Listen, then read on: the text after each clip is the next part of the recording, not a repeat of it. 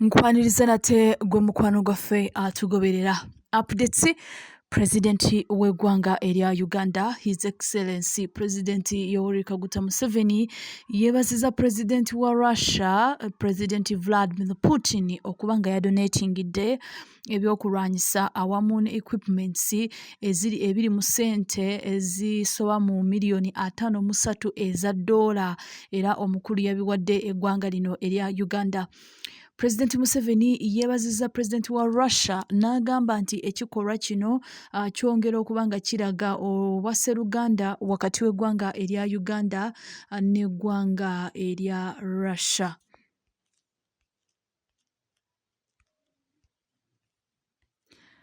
President ate nga ye Commander in Chief of Uganda People's Defence Forces bino yabyogedde nga bamukwasa donations zino ku College of Logistics and Engineering mu Magamaga Mayuge districts. Omukulu ono yagambye nti ebintu bino bye bamuwadde biri mu condition ennungi, machines buli kimu kiri mu conditions ennungi.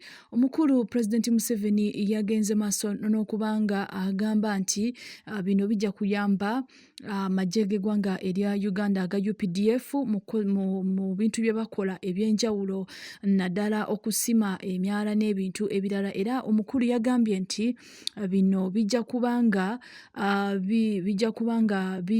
bayamba okusevinga obudde awamu n'okusevinga manpower. Museveni yagenze maaso n'okubanga agamba nti obwasseruganda wakati w'eggwanga erya Russia n'eggwanga erya Uganda awamu n'amawanga amalala aga Africa obwasseruganda bwatandika dda mu kiseera kya Soviet Union. Era omukulu ono yagambye nti eggwanga erya Uganda lyatandika okuba nga lifuna obuyambi okuva mu ggwanga erya Russia mu biseera ebikadde. Era omukulu yagambye nti Russia ezeeyamba amawanga ag'enjawulo, naddala amawanga aga Africa, aga Asia awamu ne Latin America. Omukulu yagambye nti obwasseruganda wakati w'eggwanga erya Uganda n'eggwanga erya Russia teruli ku byakulwanyisa byokka wabula n'ebintu ebirala.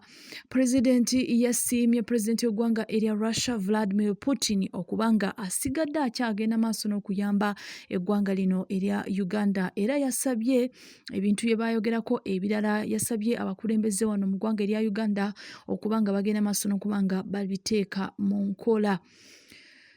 Russian ambassador mu ggwanga erya Uganda, His Excellency Vladimir Semivoros, naye yagambye nti donations zino zongera okulaga obwasseruganda obuli mu kkula wakati w'amawanga gano abiri.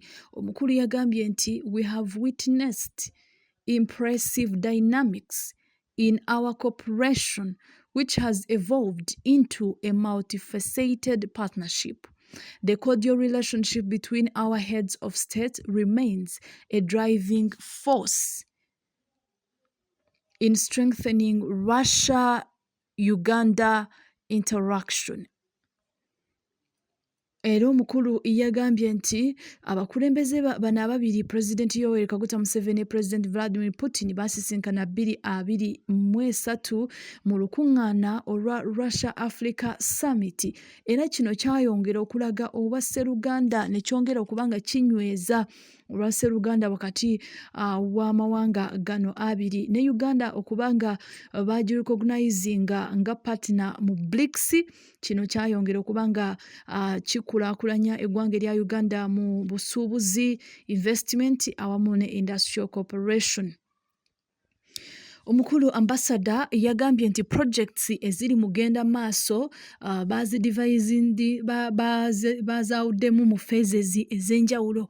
Era omukulu ono yagambye nti esooka kwe kubanga baderivalinga equipments zino. Ey'okubiri kwe kubanga bajja kubanga bazimba etterekero ly'amafuta, era nga bino byonna bijja kubanga biwedde 2026. Minister of Defence and Veteran Affairs Honorable Jacob Maxon both yeebaza President Museveni okubanga abakulembedde bulungi mu ministry awamu ne mu UPDF. Omukulu yagambye nti we appreciate your leadership and the strategic prioritization of security as a foundation for national development. We also extend our gratitude to the Russian government for this valuable donation. Omukulu bw'atyo bwe yasiimye eggwanga erya Russia okubanga babawadde donations zino.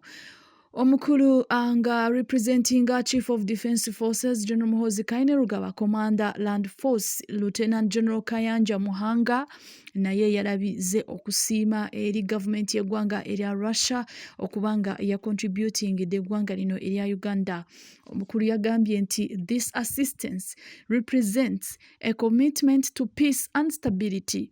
Russia has played a historical role in the liberation of African countries, providing ideological, military, and education support.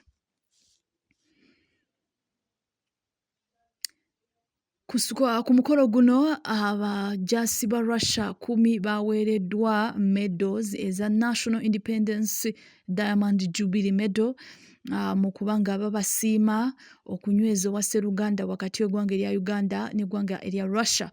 Ate n'abajaasi ba UPDF ba generals ne ba officers nabo bafunye Russian Ministry of Defence medal. Era omukolo guno kwabaddeko abantu ab'enjawulo, kwabaddeko Permanent Secretary of Ministry of Defence and Veteran Affairs Mrs. Rosette Byengoma, Chief of Joint Staff Lieutenant General Jack Bakasumba, Armored Division Commander Major General Deus Sande, Commander of Vital Assets and Strategic Installations Major General Moses Rachitalati, members of the Russian delegation and senior UPDF officers.